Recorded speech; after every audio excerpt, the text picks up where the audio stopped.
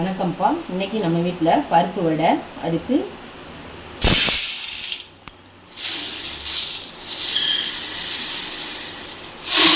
கடலைப்பருப்பு 2 கப்பு இந்த அளவில் எடுத்திருக்கேன்.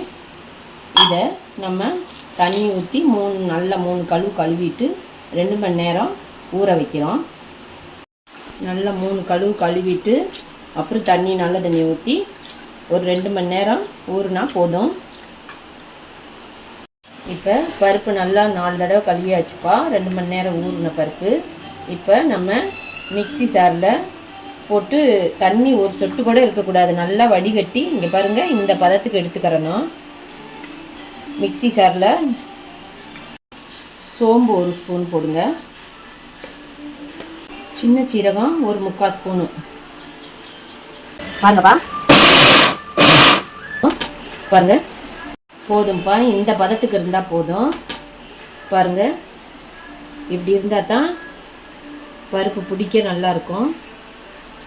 இதே பதத்துக்கு தான் அடிக்கணும், 1-2 தான் அடிக்கணும். ரொம்ப நேவோடு அடித்தா ரொம்ப அப்படியே கட்டி ஆயிரும். பூண்டு ஒரு 5 பூண்டு எடுத்துக்கோங்கப்பா, தோல் எடுக்காமல் போட்டு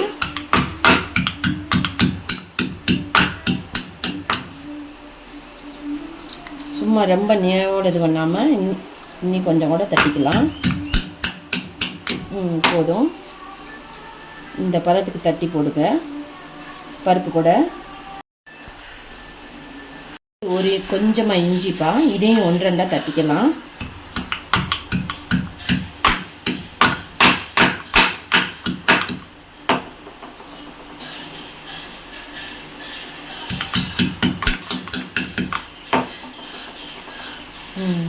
இந்த மாதிரி போடுங்க. போட்டு அப்படியே அதில் மாவில் அப்படியே இது பண்ணும்போது சரியாக வந்துடும். இப்போ 2 வெங்காயம் நறுக்கி வச்சது, பெரிய வெங்காயம், 3 பச்சை மிளகா, கொஞ்சமாக மல்லித்தழை, முருங்கைத்தழை சும்மா ஒரு கைப்பிடி அளவு,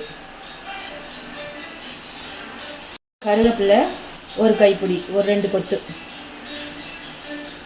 போட்டு இதை நல்லா எல்லாமே மிக்ஸி ஆகிறது மாதிரி நல்லா பிரட்டிடணும்ப்பா. உப்பு ஒரு 1/2 ஸ்பூன் போடுங்கப்பா, தூள் உப்பு தான் போட்டிருக்கேன். மெயினாக நம்ம அந்த பெருங்காயத்தூள் கொஞ்சம் சேர்த்தே போடணும், கவனமாக. இப்போ நல்லா உப்பு எல்லாம் போட்டு பிரட்டியாச்சுப்பா. இப்போ வடைக்கு நம்ம இப்படி உருட்டி உருண்டையாக பிடிச்சி வச்சுக்கிறணும். அப்படி எண்ணெய் காஞ்ச பிற்பாடு அப்படியே தட்டி தட்டி போட்டுக்கலாம்.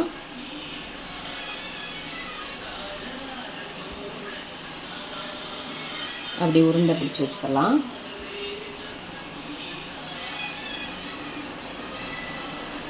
நம்ம எவ்வளோ எண்ணெய் பக்குவம் காய்ச்சிரமோ அவ்வளோ உருண்டை பிடிச்சி வச்சுக்கலாம்ப்பா.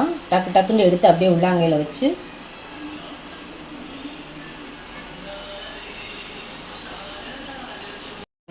எல்லாமே உருண்டை பிடிச்சி வச்சாச்சு.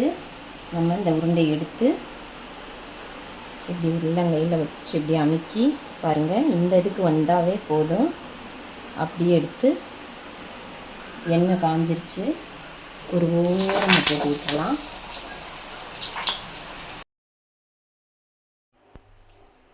வடை செஞ்சு முடிச்சாச்சுப்பா. பருப்பு வடை நான் வேறு எதுவும் போடலை, கடலைப்பருப்பு மட்டும்தான் போட்டேன்.